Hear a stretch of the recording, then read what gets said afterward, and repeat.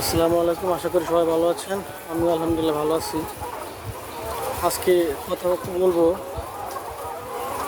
দুইটা বিষয় নিয়ে। বিশেষ করে পোলট্রি সেক্টরে যেই সকল ছোট ছোট খামারি আছে আমার মতো, তাদের দুঃখ দুর্দশা নিয়ে আজকে কথা বলবো। আমার মনে হয় যে আমাদের মতো যারা ছোট ছোট খামারি আছে তাদের জীবনে দুইটা ভুল। জীবন তো একটা, এক জীবনের দুইটা ভুল। একটা ভুল হয়েছে বাংলাদেশের মতো একটা দেশে আমাদের জন্মগ্রহণ করা, আর দুই নম্বর ভুল হয়েছে এত এত পড়াশোনা করার পরেও চাকরি বাকরির চেষ্টা না করে বা বিদেশ না যাওয়া, উচ্চশিক্ষা কিংবা সামর্থ্য থাকার পরেও বাইরে না যাওয়া দেশের অর্থনীতি চাঙ্গা করার জন্য পোলট্রির মতো একটা ঝুঁকিপূর্ণ সেক্টরে বিনিয়োগ করা। আর সরকারি সুযোগ সুবিধার কথা তো কি আর বলবো। আপনি যদি ব্যাংক লোন নিতে চান, আপনার ঘুরতে ঘুরতে ঘুরতে ঘুরতে অবস্থা আপনার খারাপ হয়ে যাব। একটা সময় মনে হবে যে না, লোনের পিছনে না দৌড়ে কোনো এনজিও থেকে লোন নেই। আর এনজিওর করা সুদগুলোর কথা তো আপনারা সবাই জানেনই, যারা এনজিওর সাথে জড়িত আছেন বা যতটুকু জানেন। এখন মূল কথা হয়েছে, আমরা যারা ক্ষুদ্র ক্ষুদ্র খামারি আছি, প্রান্তিক পর্যায়ে খামারি, আমাদের একটা ডিম উৎপাদনের খরচ হয় 8.5 টাকা থেকে 9 টাকা, বা অনেক জায়গায় অনেক ক্ষেত্রে জায়গা বা পরিবেশ পরিস্থিতি বা খাবারের মান বা খাবারের কোম্পানির উপর নির্ভর করে 9.5 টাকার মতো প্রায় হয়ে যায়। একটা ডিমের উৎপাদন খরচ হয় 9.5 টাকা। আমাদের ডিম বিক্রি করতে হয়, বর্তমান যে পরিস্থিতি, এই পরিস্থিতিতে ডিম বিক্রি করতে হয়। আজকের বাজার আজকে হচ্ছে 24/6/26, আজকে বাজার হচ্ছে 770 টাকা। আর এই টাকায় আমরা খামারিরা বিক্রি করে আমরা দিনের পর দিন বছরের পর বছর আমরা লস দিতেছি। আবার যারা ভুক্ত পর্যায়ের ডিম ক্রয় করে, তারা ন্যূনতম 10 টাকার নিচে একটা ডিম ক্রয় করতে পারে না। কারণ আমার কথা হয়েছে যে আমরা 7 টাকায় বা 7.5 টাকায়, 8.5 টাকা, 8 টাকায় ডিমটা বিক্রি করি। মধ্যবর্তী অবস্থানে যে 3 টাকা বা 2 টাকা, 2.5 টাকা, এই টাকাটা তাহলে যায় কোথায়? এই টাকার একটা হিসাব যদি সরকার বা সরকারি কোনো সংস্থা মনিটরিং করতো, তাহলে মনে হয় ভোক্তারাও এই যে অতিরিক্ত টাকা দিয়ে ডিম কেনা বা আমাদেরকেও লস দিয়ে যে ডিম বিক্রি করতে হয়, আমরা যে দিন দিন লোকসান করতে করতে করতে করতে খামার প্রায় বন্ধের পথে।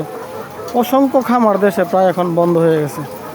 আর সবচেয়ে বড় কথা হয়েছে, ক্ষুদ্র খামারিরা যদি উৎপাদন বন্ধ করে দেয়, তাহলে এই শিল্পটা 50,000 কোটি টাকার শিল্প, এটা চলে যাবে সিন্ডিকেটের হাতে, কর্পোরেট কোম্পানিগুলোর হাতে।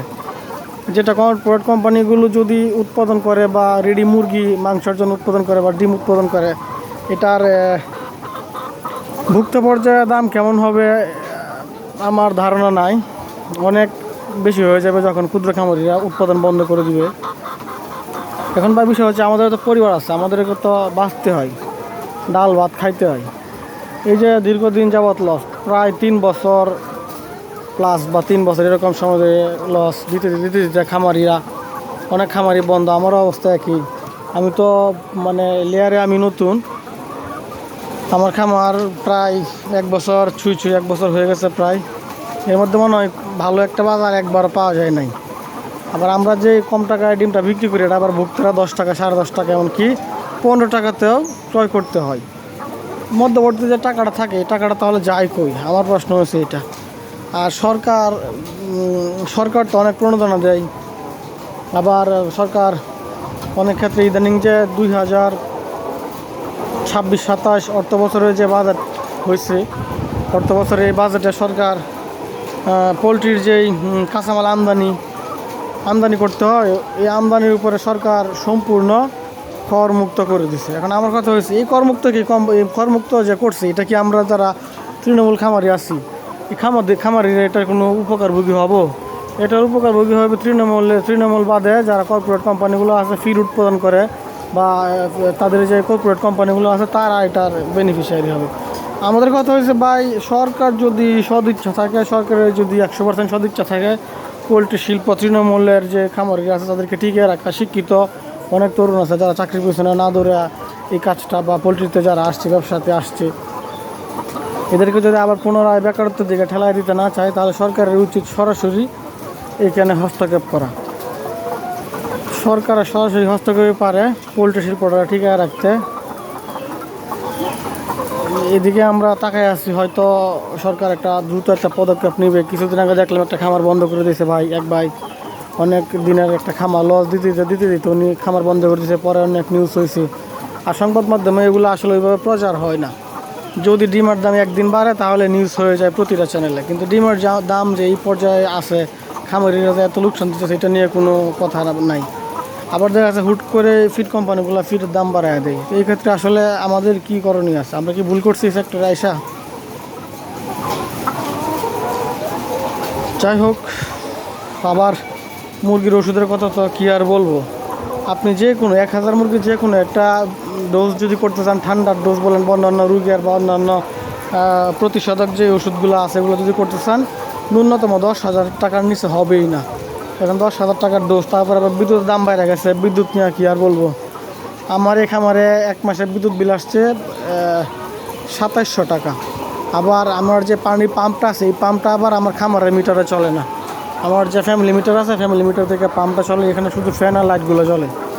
এখন এত উচ্চ মূল্যে উৎপাদন করার পরেও যদি আমরা ন্যায্য মূল্যটুকু না পাই, আমরা তো হতাশ।